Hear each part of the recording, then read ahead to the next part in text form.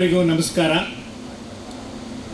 ನಮ್ಮ ಈ ಗೋನಾಗ್ ಎನ್ಕ್ಲೇವ್ ಲೇಔಟ್ಗೆ ಉದ್ಘಾಟನೆ ಮಾಡಲಿಕ್ಕೆ ಆಗಮಿಸಿರ್ತಕ್ಕಂಥ ನಮ್ಮ ಶ್ರೀಮಾನ್ ಮಹಾರಾಜ್ ನಿರಂಜನ ಜಗದ್ಗುರು ಫಕೀರ ಡಿಂಗಾಲೇಶ್ವರ ಮಹಾಸ್ವಾಮಿಗಳು ಭಾವೈಕ್ಯತಾ ಮಹಾಸಂಸ್ಥಾನ ಪೀಠ ಶಿರಟ್ಟಿ ಹಾಗೂ ಸನ್ಮಾನ್ಯ ಶ್ರೀ ಶ್ರೀ ಶ್ರೀ ವಿಮಲ ರೇಣುಕಾಚಾರ್ಯ ಮಹಾಸ್ವಾಮಿಗಳು ಮುಕ್ತಿ ಮಂದಿರ ಧರ್ಮಕ್ಷೇತ್ರ ಲಕ್ಷ್ಮೀಶ್ವರ ಇವರ ಪಾದಾರವಿಂದಗಳಲ್ಲಿ ಪಡಮುಟ್ಟು ನಮಸ್ಕರಿಸುತ್ತಾ ನನ್ನ ಈ ನುಡಿಯನ್ನು ಪ್ರಾರಂಭ ಮಾಡ್ತಾ ಇದ್ದೇನೆ.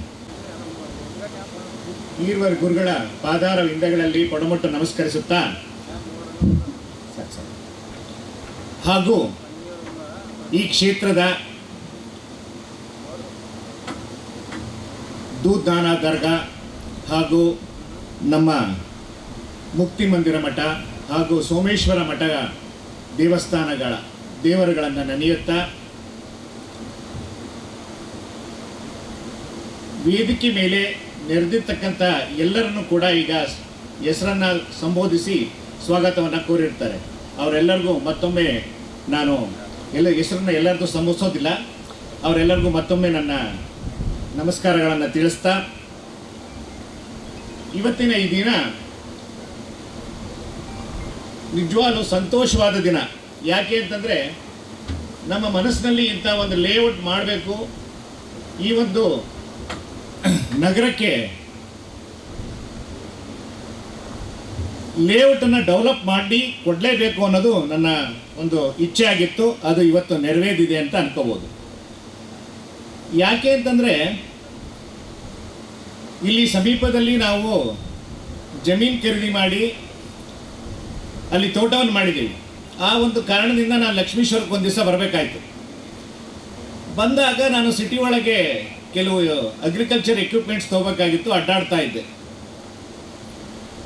ಅಡ್ಡಾಡಬೇಕಾದ್ರೆ ಒಂದು ರಸ್ತೆಗಳು ಕರೆಕ್ಟಾಗಿ ಇರಲಿಲ್ಲ, ಇಕ್ಕಟ್ಟಾದ ರಸ್ತೆಗಳು.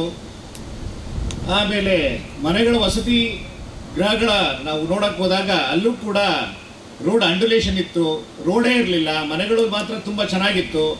ಇವೆಲ್ಲ ಕಾರಣಗಳಿಂದ ನಾನು ಪಕ್ಕದಾಗಿರ್ತಕ್ಕಂಥವ್ರನ್ನ ಕೇಳಿದೆ, ಏನು ಇಷ್ಟು ಚೆನ್ನಾಗಿರೋ ಮನೆ ಕಟ್ಟಿದರೆ ಒಂದು ರೋಡ್ ಇಲ್ಲ, ಒಂದು ಡ್ರೈನ್ ಇಲ್ಲ, ಯಾವ ರೀತಿ ಇಲ್ಲೆಲ್ಲ ಅಂತ. ಇಲ್ಲ ಸರ್, ಇದೇ ರೀತಿ ಕಟ್ಟೋದಿಲ್ಲೆಲ್ಲ, ಇದೇ ಥರ ವಸತಿ ಬಡಾವಣೆಗಳನ್ನು ಇಲ್ಲಿ ಕಟ್ಟೋದು ಅನ್ನೋದನ್ನು ಅವರು ತಿಳಿಸಿದರು. ಅವಾಗ ನನ್ನ ಮನಸ್ಸಿಗೆ ಅನ್ನಿಸ್ತು, ಇಲ್ಲಿ ಪೊಟೆನ್ಷಿಯಲ್ ಇದೆ, ಜನಗಳ ಹತ್ರ ಹಣ ಇದೆ, ಆದರೆ ಅವರಿಗೆ ವಾಸಕ್ಕೆ ಯೋಗ್ಯವಾದ ಜಾಗ ನನಗೆ ಕಾಣಿಸ್ತಾ ಇಲ್ವಲ್ಲ. ಈ ಒಂದು ನಗರಕ್ಕೆ ಒಳ್ಳೆ ಒಂದು ವಸತಿ ಬಡಾವಣೆಯನ್ನೇ ಕೊಡಬೇಕು ಅಂತ ಮನಸ್ಸು ಮಾಡಿ ಅವತ್ತು ನಾನು ತೀರ್ಮಾನ ಮಾಡಿ ಅವತ್ತು ಒಂದು ಜಾಗನ ಹುಡುಕಬೇಕು ಅಂತೇಳಿ ಪ್ರಾರಂಭ ಮಾಡಿ. ಇಲ್ಲಿ ಬ್ರೋಕರ್ಗಳು ಜಮೀನಿಗೋಸ್ಕರ ಯಾರು ಇಲ್ಲಿ ಸೇವೆ ಸಲ್ಲಿಸ್ತಾ ಇದ್ದಾರೆ ಜಮೀನು ಕೊಡಿಸೋದಕ್ಕೆ, ಅವ್ರನ್ನ ನಾನು ಮಾತಾಡಿಸ್ತೇನೆ. 4 ಎಕರೆ, 5 ಎಕರೆ, 3 ಎಕರೆ, 8 ಎಕರೆ ಈ ಥರ ತೋರಿಸಿದ್ರು. 20 ಎಕರೆ ಇದ್ರೆ ಮಾತ್ರ ನಾವು ಒಂದು ಸುಸಜ್ಜಿತವಾದ ಲೇಔಟ್ ಮಾಡೋದಕ್ಕೆ ಅನುಕೂಲ ಆಗುತ್ತೆ. ಆ ದೃಷ್ಟಿಯಿಂದ ನೀವು ನನಗೆ ಆ ಥರ ಜಾಗವನ್ನು ತೋರಿಸ್ರಿ ಅಂತೇಳಿ ನಾನು ಅವ್ರ ಹತ್ರ ರಿಕ್ವೆಸ್ಟ್ ಮಾಡ್ಕೊಂಡೆ. ಸರ್, ಸಿಟಿಯಿಂದ ಹೊರಗಾಗುತ್ತೆ, ನಿಯರ್ ಬೈ ಯಾವುದೂ ಅಷ್ಟು ದೊಡ್ಡ ಜಾಗ ಸಿಗೋದಿಲ್ಲ ಅಂತ ಹೇಳಿದೆ. ನೋಡಪ್ಪ, ನಮಗೆ ರೋಡಿಗೆ ಅಟ್ಯಾಚ್ ಇದ್ರೆ ಸಾಕು, ಊರು ಬೆಳವಣಿಗೆ ಆಗೇ ಆಗುತ್ತೆ. ಇದು ನಿಲ್ಲದಲ್ಲ, ಸ್ವಲ್ಪ ದಿವಸ ಮಾತ್ರ ನಿಮಗೆ ದೂರ ಅನಿಸುತ್ತೆ, ಆಮೇಲೆ ಎಲ್ಲ ಊರಿಗೆ ಹತ್ರ ಆಗಿ ಎಲ್ಲ ಬಡಾವಣೆಗಳು ಕೂಡ್ಕತ್ತವೆ. ಬಟ್ ನಾನು ಮಾಡಿದ ಶಾಶ್ವತವಾಗಿ ಉಳಿಯುತ್ತೆ. ಹಾಗಾಗಿ 20 ಎಕರೆ ಜಾಗ ಮಾತ್ರ ನನಗೆ ತೋರಿಸಿ, ಅದಕ್ಕಿಂತ ಕಮ್ಮಿ ಜಾಗವನ್ನು ತೋರ್ಸಕ್ಕೆ ಹೋಗ್ಬೇಡ್ರಿ ಅಂತಂದೆ. ಯಾಕೆ ಈ ಮಾತು ಹೇಳಿದೆ ಅಂತಂದರೆ, ನಾವು 2 ಎಕರೆ, 3 ಎಕರೆ, 4 ಎಕರೆ, 10 ಎಕರೆ ಹಿಂಗೆ ಮಾಡ್ತಾ ಹೋದಾಗ ನಮಗೆ ಏನು ಆ ಲೇಔಟಲ್ಲಿ ಪಾರ್ಕಿಂಗ್ ಜಾಗ ಬಿಡಬೇಕಾಗತ್ತೆ, ರೋಡಿಗೆ ಜಾಗ ಬಿಡಬೇಕಾಗತ್ತೆ, CAಗೆ ಜಾಗ ಬಿಡಬೇಕಾಗತ್ತೆ. ಸಣ್ಣ ಪ್ರಮಾಣದಲ್ಲಿ ನಮಗೆ ಜಾಗ ಲಭ್ಯತೆ ಆಗುತ್ತೆ. 20 ಎಕರೆ ಮಾಡಿದಾಗ ಹೆಚ್ಚು ಕಮ್ಮಿ ನಿಮಗೆ 1.25 ಎಕರೆ ಅಷ್ಟು ಪಾರ್ಕ್ ಸಿಗುತ್ತೆ, ಅಷ್ಟೇ ಪ್ರಮಾಣದ CA ಜಾಗ ಸಿಗುತ್ತೆ, ಡಬಲ್ ರೋಡ್ ಮಾಡೋಕ್ಕೆ ಅವಕಾಶ ಆಗುತ್ತೆ. ಅದಕ್ಕಿಂತ ಕಡಿಮೆ ಮಾಡಿದಾಗ ನಾವು ರೋಡು ದೊಡ್ಡದು ಕೊಡೋಕ್ಕಾಗಲ್ಲ, ಪಾರ್ಕು ದೊಡ್ಡದು ಕೊಡೋಕ್ಕಾಗಲ್ಲ, CAನ ದೊಡ್ಡು ಕೊಡೋಕ್ಕಾಗಲ್ಲ. ಸೊ ನಮ್ಮ ಉದ್ದೇಶನೇ ಈಡೇರಲ್ಲ. ಸೊ ಆ ದೃಷ್ಟಿಯಿಂದ ಮಿನಿಮಮ್ 20 ಎಕರೆ ಮೇಲೆ ಮಾಡಿದಾಗ ಮಾತ್ರ ನಾವು STP ಆಗ್ಬೋದು, ಪಾರ್ಕ್ ಆಗ್ಬೋದು, ಡಬಲ್ ರೋಡ್ ಮಾಡ್ಬೋದು ಅನ್ನೋದನ್ನು ಅವ್ರಿಗೆ ಮನದಟ್ಟು ಮಾಡಿದಾಗ ಅವರು ನಮಗೆ ನಾವೊಂದು 8-10 ಕಡೆ ತೋರಿಸಿದ್ರು. ಈ ಜಾಗ ಸೂಕ್ತವಾಗಿದೆ ಅಂತೇಳಿ ನಾವು ಪರಿಗಣಿಸಿ ಈ ಜಾಗದಲ್ಲಿ ನಾವು ಈಗ ವಸತಿ ಬಡಾವಣೆಯನ್ನು ಮಾಡಿದ್ದೇವೆ. ಇದಕ್ಕೆ ಇಂದು ಕೂಡ ಮುಂದೆ ಕೂಡ 2 ಕಡೆಗೂ ರೋಡ್ ಇದೆ. ಇದು ಒಂದನೇದು. ಇಲ್ಲಿ ನಾವು ಡಬಲ್ ರೋಡನ್ನು CC ರೋಡ್ ಮಾಡಿದ್ದೀವಿ. ಯಾಕೆಂದರೆ ಇದು ನಾವು ಆ್ಯಕ್ಚುಲಿ ಹೇಳಿದರು ನನಗೆ, ಸರ್ ಇದು ಎರೆಭೂಮಿ ಏನಲ್ಲ, ಇದು ರೆಡ್ ಸಾಯಿಲ್, ಸೊ ನೀವು ಡಾಂಬರ್ ಮಾಡಿದರೆ ಸಾಕಾಗಿತ್ತು ಅಂತೇಳಿ.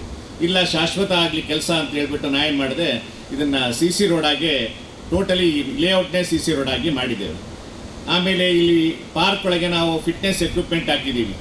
ಸೊ ಈ ಲೇಔಟ್ನವರಿಗೆ ಆರೋಗ್ಯ ಇವತ್ತು ಭಾಳ ಮುಖ್ಯ ಅನ್ನೋ ದೃಷ್ಟಿಯಿಂದ ಬೆಳಗ್ಗೆ ಎದ್ದು ದೂರ ಆಗಬಾರ್ದು ಅವ್ರಿಗೆಲ್ಲೇ ಫಿಟ್ನೆಸ್ ಮಾಡೋದಕ್ಕೆ ಅಂತೇಳಿ ಈ ಲೇಔಟ್ ಒಳಗೆ ಅವರಿಗೆ ಫಿಟ್ನೆಸ್ ಏರಿಯಾ ಕೊಟ್ಟಿದ್ದೀವಿ, ಪಾತ್ವೇ ಮಾಡಿಕೊಟ್ಟಿದ್ದೀವಿ, ಸಣ್ಣ ಪುಟ್ಟ ಕಾರ್ಯಕ್ರಮ ಮಾಡಿದರೆ ಡಯಾಸನ್ ಫೆಸಿಲಿಟೀಸ್ ಮಾಡಿಕೊಟ್ಟಿದ್ದೀವಿ, ಹಾಗೆ ಪಾರ್ಕ್ ಮಾಡಿಕೊಟ್ಟಿದ್ದೀವಿ. ಸಿಟ್ಟಿಂಗ್ ಏರಿಯಾದಲ್ಲಿ ಅವರಿಗೆ ಪಾರ್ಕ್ ಒಳಗೆ ಸಿಟ್ಟಿಂಗ್ ಏರಿಯಾ ಕೂಡ ಮಾಡಿದ್ದೀವಿ. ಹಾಗೆಯೇ ನಾವು ಈ ಮೆಡೇನ್ ಏರಿಯಾ, ಡಬಲ್ ರೋಡಲ್ಲಿ ಏನು ಮಧ್ಯೆ ಇದೆಯೋ ಅದಕ್ಕೆ ಮೆಡೇನ್ ಏರಿಯಾ ಅಂತ ಏನು ಕರಿತೀವೋ, ಅಲ್ಲಿ ಎರಡೂ ಕಡೆ ಲೈಟಿಂಗ್ ವ್ಯವಸ್ಥೆಗೆ ನಾವು ಮಾಡಿಕೊಟ್ಟಿದ್ದೀವಿ. ಈಗ ಅದು ಲೇಔಟಿಗೆ ಲುಕ್ಕನ್ನು ಕೊಡುತ್ತೆ, ಹಾಗೆ ಬೆಳಕನ್ನು ಕೂಡ ಕೊಡ್ತಾ ಇದೆ. ಆಮೇಲೆ ನಾವು ಇಲ್ಲಿ UGDನ ಸರಿಯಾದ ಪ್ರಮಾಣದಲ್ಲಿ 1 ಮೀಟರ್ ಡೆಪ್ತ್ ಒಳಗೆ ಹಾಕಿದ್ದೀವಿ, ಅದಕ್ಕಿಂತ ಕಡಿಮೆ ಹಾಕಿಲ್ಲ. ಯಾಕೆ, ಆಮೇಲೆ ಅದನ್ನು ಕರೆಕ್ಟಾಗಿ ನಾವು ವಾಟರ್ ಚೆಕ್ ಮಾಡಿ ಪ್ರತಿಯೊಂದು ಮನೆಯದು ಫಸ್ಟ್ ನಾವು ಈ ಲೇಔಟ್ ತಗೊಂಡಾಗ ಪೂರ ಲೆವೆಲ್ ಮಾಡಿಸಿದ್ದೀವಿ. ಲೆವೆಲ್ ಮಾಡಿ ಸ್ವಲ್ಪ ಸ್ಲೋಪ್ ಕೊಟ್ಟು ಎಲ್ಲಿ ಡ್ರೈನೇಜ್ ಹೋಗುತ್ತೆ ಆ ಜಾಗಗಳನ್ನು ಕರೆಕ್ಟಾಗಿ ಟೆಸ್ಟ್ ಮಾಡಿ, ವಾಟರ್ ಟೆಸ್ಟ್ ಮಾಡಿ, ಆ ಪ್ರಕಾರ ಸೈಂಟಿಫಿಕಲಿ ಇದು ಡೆವಲಪ್ ಆಗಿರತಕ್ಕಂಥ ಒಂದು ಲೇಔಟ್. ಪ್ರತಿಯೊಂದು ಮನೆಗೂ ಕನೆಕ್ಷನ್ ಹಾಕಿ UGD ಏನಾದರೂ ಬಂದರೆ ನಮ್ಮ ಬಯೋ STP ಮಾಡಿದ್ದೀವಿ. ಇಲ್ಲಿ ಚೆನ್ನೈಯಿಂದ ಏನು ಸ್ಪೆಷಲಿಸ್ಟ್ಗಳನ್ನು ಕರೆಸಿಬಿಟ್ಟು ಅದು ಬಯೋ STP ಯಾವ ರೀತಿ ಕೆಲಸ ಮಾಡುತ್ತೆ ಅಂದರೆ, ಯಾವುದೇ ಸ್ಮೆಲ್ ಇಲ್ಲದ ಹಾಗೆ 3 ದಿವಸದೊಳಗೆ ಅದನ್ನು ಪ್ರೋಸೆಸ್ ಮಾಡಿಬಿಟ್ಟು ಆ ವಾಟರ್ ಕ್ಲೀನ್ ವಾಟರ್ ಬರುತ್ತೆ, ಅದನ್ನು ನಾವು ಗಾರ್ಡನಿಗೆ ಯೂಸ್ ಮಾಡ್ಬೋದು. ಆ ರೀತಿ ಒಂದು ವಾಟರ್ನ ರೀಸೈಕಲ್ ಮಾಡ್ತಕ್ಕಂಥ ಒಂದು ಪ್ರೋಸೆಸ್ ಒಳಗೆ ಬಯೋ STPಯನ್ನು ನಾವು ಅಳವಡಿಸದೆ ಕೊಟ್ಟಿದ್ದೀವಿ. ಈಗ ಸರ್ ಹೇಳಿದರು, ನಾವು ಇದನ್ನು ಇಲ್ಲಿ ಫೆನ್ಸಿಂಗ್ ಅಂದರೆ ಪಾರ್ಕ್ ಫೆನ್ಸಿಂಗ್ಗಳನ್ನು ನಾವು ಚೈನಾಯಿಂದ ಇಂಪೋರ್ಟ್ ಮಾಡ್ಕೊಂಡಿದ್ದೀವಿ. ಯಾಕೆ ಅಂತಂದರೆ ಇದೊಂದು ಆ್ಯಂಬಿಯನ್ಸ್ ಇರಲಿ, ಲುಕ್ ಇರಲಿ, ಆಮೇಲೆ ಒಂದು ಫಿನಿಶಿಂಗ್ ಇರಲಿ ಅನ್ನೋ ದೃಷ್ಟಿಯಿಂದನೇ ಅಲ್ಲಿಂದನೇ ನಾವು ಇಂಪೋರ್ಟ್ ಮಾಡಿ ಇದನ್ನು ನಾವು ಫೆನ್ಸ್ ಹಾಕಿರ್ತಕ್ಕಂಥದ್ದು. ಎಲ್ಲದಕ್ಕಿಂತ ಮುಖ್ಯವಾಗಿ ಎಂಟ್ರೆನ್ಸ್ ಈಸ್ ಲೈಕ್ ಫೇಸ್. ನೀವು ಮುಂದೆ ನೋಡಿದ ತಕ್ಷಣ ಲೇಔಟ್ ಇಂದ ಯಾವ ರೀತಿ ಡೆವಲಪ್ ಮಾಡಿದ್ದಾರೆ ಅನ್ನೋ ಒಂದು ನಿಮಗೆ ಕಲ್ಪನೆ ಬರಲಿ ಅನ್ನೋ ದೃಷ್ಟಿಯಿಂದ ನಾವು ಲೇಔಟ್ ಎಂಟ್ರೆನ್ಸ್ನ ಭವ್ಯವಾಗಿ ನಿರ್ಮಾಣ ಮಾಡಿದ್ದೇವೆ. ಅದು ಕೂಡ ತಾವೆಲ್ಲರೂ ನೋಡ್ತಾ ಇದ್ದೀರಿ.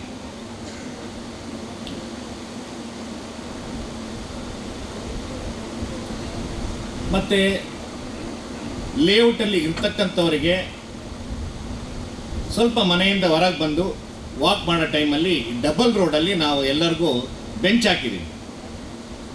ತಾವೆಲ್ಲ ನೋಡ್ತಿರ್ಬೋದು, ಅಲ್ಲಲ್ಲೇ ಬೆಂಚ್ ಹಾಕಿದ್ದೀವಿ ನಾವು. ಜೊತೆಗೆ ಟ್ರ್ಯಾಶ್ ಬಿನ್ಸ್ ಕೂಡ ಇಟ್ಟಿದ್ದೀವಿ. ವೇಸ್ಟ್ಗಳನ್ನು ಅಲ್ಲಿ ಇಲ್ಲಿ ಹಾಕಬಾರ್ದು ಅನ್ನೋ ದೃಷ್ಟಿಯಿಂದ ಟ್ರ್ಯಾಶ್ ಬಿನ್ಸ್ ಕೂಡ ನಾವು ಅಳವಡಿಕೆ ಮಾಡಿಕೊಟ್ಟಿದ್ದೀವಿ. ಹಾಗೆಯೇ ನಾವು ಈ ಮೆಡೇನ್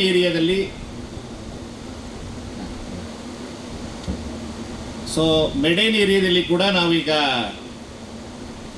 ಟ್ರೀಸ್ಗಳನ್ನು ಪ್ಲ್ಯಾಂಟ್ ಮಾಡಿದ್ದೀವಿ, ಸ್ಮಾಲ್ ಟ್ರೀಸ್.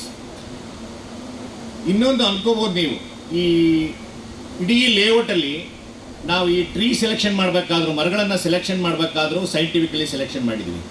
ಈಗ ನಾವೇನು ರೋಡು ಆ ಕಡೆ ಈ ಕಡೆ ಬದಿಗೆ ಏನು ಹಾಕಿದ್ದೀವೋ ಆ ಫಾಕ್ಸ್ ಸ್ಟೈಲ್ ಟ್ರೀ ಅಂತ ಕರಿತೀವಿ, ಅದು ಕೆಳಗಡೆ ಹೋಗ್ಬಿಟ್ಟು ಬೇರು ನಮ್ಮ UGD ಲೈನ್ಗೆ ಎಫೆಕ್ಟ್ ಮಾಡಬಾರ್ದು. ಆ ದೃಷ್ಟಿಯಿಂದ ಅದು ಡೀಪ್ ರೂಟೆಡ್ ಪ್ಲ್ಯಾಂಟ್ಸ್ ಅಲ್ಲ. ಜೊತೆಗೆ ನಿಮಗೆ ಈ ಡ್ರಾಟ್ ಏರಿಯಾದಲ್ಲೂ ಸ್ವಲ್ಪ ಅಂದರೆ ನೀರು ಕೂಡ ಕಮ್ಮಿ ತೊಗೊಂಡು ಬೆಳೀತಕ್ಕಂಥ ಒಂದು ಪ್ಲ್ಯಾಂಟ್ ಅದು. ಸೊ ಆ ದೃಷ್ಟಿಯಿಂದ ನಾವು ಅದನ್ನು ಫಾಕ್ಸ್ ಸ್ಟೈಲ್ನ ನಾವು ಸೆಲೆಕ್ಷನ್ ಮಾಡಿದ್ದೀವಿ. ಹಾಗೆಯೇ ನಾವು ಪಾರ್ಕ್ ಒಳಗೆ 2 ಥರ ಹಾಕಿದ್ದೀವಿ, ಟರ್ಮೇಲಿಯಾ ಮತ್ತು ನಮ್ಮದು ಬ್ಯಾಂಬೂ. ಟರ್ಮೇಲಿಯಾ ಏನು ಮಾಡುತ್ತೆ ಅಂದರೆ ಫಾಸ್ಟ್ ಗ್ರೋಯಿಂಗು, ಅದನ್ನು ಕೂಡ ಡೀಪ್ ರೂಟೆಡ್ ಅಲ್ಲ, ಮತ್ತು ವಿಂಗ್ಸ್ ಅದ್ರದ್ದು ಸ್ಪ್ರೆಡ್ ಆಗೋದ್ರಿಂದ ನಿಮಗೆ ನೆರಳು ತುಂಬ ಬರುತ್ತೆ, ಹಾಗೆಯೇ ನಿಮಗೆ ಲುಕ್ಕು ಇರುತ್ತೆ. ಹಾಗೆ ಬ್ಯಾಂಬೂ ಯಾಕೆ ಹಾಕಿದ್ದೀವಿ ಅಂದರೆ it protects the wind and sound. Bamboo ತುಂಬ ಬೆಳೆದಾಗ ಗಾಳಿ ಮತ್ತು ಸೌಂಡನ್ನು ಅವಾಯ್ಡ್ ಮಾಡಿ ಪ್ರಶಾಂತತೆಯಿಂದ ಪಾರ್ಕಲ್ಲಿ ಇರ್ತಕ್ಕದಕ್ಕೆ ಅನುಕೂಲ ಮಾಡಿಕೊಡುತ್ತೆ. ಆ ದೃಷ್ಟಿಯಿಂದ ನಾವು ಆ 2 ಪ್ಲ್ಯಾಂಟ್ಗಳನ್ನು ನಾವು ಅಲ್ಲಿ ಹಾಕಿದ್ದೀವಿ. CA ಏರಿಯಾ ಯಾರಿಗೆ ಕೊಡ್ಬೋದು, ಬಟ್ ಆದರೆ ಆ CA ಏರಿಯಾದಲ್ಲೂ ಕೂಡ ಗಿಡ ಹಾಕಿದರೆ ಯಾರೂ ಬೇಡ ಅನ್ನಲ್ಲ ಅನ್ನೋ ದೃಷ್ಟಿಯಿಂದ ಅಲ್ಲಿ ಕೂಡ ಮಿರ್ಚಿ ಪ್ಲ್ಯಾಂಟನ್ನು ನಾವು ಅಲ್ಲಿ ಹಾಕಿದ್ದೀವಿ. ಸೊ ಮುಂದೆ ಬಂದವರು ಯಾರಿಗೆ ಅಲಾಟ್ ಆಗುತ್ತೆ ಅವರು ಅದನ್ನು ಯೂಸ್ ಮಾಡ್ಕೋಬೋದು. ಸೊ ಈ ಎಲ್ಲ ಮತ್ತು ಇದು ಟೋಟಲ್ ಲೇಔಟ್ ಒಳಗೆ ಅಂದರೆ ಇಡೀ 22 ಎಕರ್ಸ್ ಲೇಔಟ್ಗೆ ನಾವು ಟೋಟಲ್ ಫೆನ್ಸಿಂಗ್ ಮಾಡ್ತಾಯಿದ್ದೀವಿ. ಯಾರೂ ಕೂಡ ಹೊರಗಡೆದು ಎಂಟ್ರಿ ಆಗಬಾರ್ದು, ಗಿಡಗಳು ಡಿಸ್ಟ್ರಾಯ್ ಆಗಬಾರ್ದು ಅನ್ನೋ ದೃಷ್ಟಿಯಿಂದ ಇಡೀ 22 ಎಕರ್ಸಿಗೆ ನಾವು ಫೆನ್ಸಿಂಗ್ ಹಾಕಿದ್ದೀವಿ. ನೆಕ್ಸ್ಟ್ ಲಾಸ್ಟ್ ಬಸ್ ಲೀಸ್ಟ್ ಅನ್ನೋದಕ್ಕೆ ನಾವು ಮುಂದೆ ನಿಮಗೆ 7 ಬಾವುಟಗಳನ್ನು ಹಾಕಿದ್ದೀವಿ. 7 ಬಾವುಟಗಳನ್ನು ಯಾಕೆ ಹಾಕಿದ್ದೀವಿ ಅಂತಂತಂದರೆ ಆ ಒಂದೊಂದು ಬಣ್ಣ ಒಂದೊಂದು ರೆಪ್ರೆಸೆಂಟ್ ಮಾಡುತ್ತೆ. ನೀವು ಆಲ್ರೆಡಿ ಅದನ್ನೆಲ್ಲ ಅಲ್ಲಿ ಹಾಕಿರೋದು ನೋಡಿರ್ಬೋದು. ಸೊ ಆ 7 ಬಣ್ಣ ಕೂಡ ಶಾಂತಿ, I mean peace, energy, strength, ಈ ಥರ ಒಂದೊಂದು ರೆಸ್ಪೆಕ್ಟಾಗಿ ಅದು ನಿಮಗೆ ಪ್ರೊವೈಡ್ ಮಾಡುತ್ತೆ. ಸೊ ಈ ಲೇಔಟ್ನಲ್ಲಿ ಇರ್ತಕ್ಕಂಥವರು ಕೂಡ ಅದೆಲ್ಲವನ್ನೂ ಪಡೆದು ಶಾಂತಿಯಿಂದ, ಸುಖದಿಂದ, ನೆಮ್ಮದಿಯಿಂದ ಈ ಲೇಔಟಲ್ಲಿ ಇರಲಿ ಅನ್ನೋ ದೃಷ್ಟಿಯಿಂದ ನಾವು ಆ ಫ್ಲ್ಯಾಗನ್ನು ಅಲ್ಲಿ ಹಾಯಿಸ್ಟ್ ಮಾಡಿದ್ದೀವಿ. ಇನ್ನೊಂದು ವಿಚಾರ ನಾವು ಈ ಸಂದರ್ಭದಲ್ಲಿ ನೆನಪು ಮಾಡ್ಕೊಳ್ತಕ್ಕಂಥದ್ದು ಏನು ಅಂದರೆ, ನಾವು ಈ ಜಾಗನ ಹೆಚ್ಚು ಕಮ್ಮಿ ಐ ಮೀನ್ ಕೋವಿಡ್ ಟೈಮಲ್ಲಿ ನಾವು ಇದನ್ನು ಪರ್ಚೇಸ್ ಮಾಡಿದ್ದು. ಆ ಟೈಮಲ್ಲಿ ನಿಮಗೆಲ್ಲರಿಗೂ ಗೊತ್ತೇ ಇದೆ, ಟ್ರಾನ್ಸಾಕ್ಷನ್ ಆಗ್ತಾ ಇರಲಿಲ್ಲ, ಆಮೇಲಿಂದ ಎಲ್ಲೋ ಒಂದು ಕಡೆ ಹೋಗ್ತಕ್ಕೆ ಆಗ್ತಾ ಇರಲಿಲ್ಲ. ಅಂಥ ಸಂದರ್ಭದಲ್ಲಿ ಸ್ವಲ್ಪ ಡಿಸ್ಟರ್ಬೆನ್ಸ್ ಆಗಿತ್ತು. ಬಟ್ ಗೊಗ್ಗಿ ಕುಟುಂಬದವರು ನಮಗೆ ಎಂದೂ ಅಂದರೆ ಐ ಮೀನ್ ನಮಗೆ ಪ್ರೆಷರ್ ಹಾಕಿ ನಿಮ್ಮ ಟೈಮ್ ತುಂಬ ಆಗಿದೆ, you have to get it registered immediately, ಈ ಥರ ನಮಗೇನೂ ಪ್ರೆಷರ್ ಆಗ್ದಲೇ ಅವರು ಸಂತೋಷದಿಂದ ನಮಗೆ ರಿಜಿಸ್ಟ್ರೇಷನ್ ಮಾಡಿಕೊಟ್ಟು, ಆಮೇಲೆ ನಮಗೆ ಒಳ್ಳೆ ರೀತಿಯಿಂದ ಹರಿಸಿದ್ರು ಯಜಮಾನರು. ನೀವು ತೊಗೊಂಡಿದ್ರಪ್ಪ ನಮ್ಮ ಜಾಗನ, ನಿಮಗೆ ಈ ಜಾಗದಿಂದ ಅನುಕೂಲ ಆಗಲಿ ಅನ್ನೋದನ್ನು ಹರಿಸಿ ಹೋದರು. ಸೊ ಅವರು ಕೂಡ ನಾವು ಈ ಸಂದರ್ಭದಲ್ಲಿ ಅವರಿಗೆ ಹಾನರ್ ಮಾಡ್ತಾ ಇದ್ದೇವೆ. ಅದು ಮುಂದಿನ ಕಾರ್ಯಕ್ರಮಗಳಲ್ಲಿ ಬರುತ್ತೆ. ಇಷ್ಟೆಲ್ಲ ಮಾತಾಡೋಕ್ಕೆ ಅವಕಾಶ ಕೊಟ್ಟಂತಹ ತಮ್ಮೆಲ್ಲರಿಗೂ ನಮಸ್ಕಾರ, ಧನ್ಯವಾದ.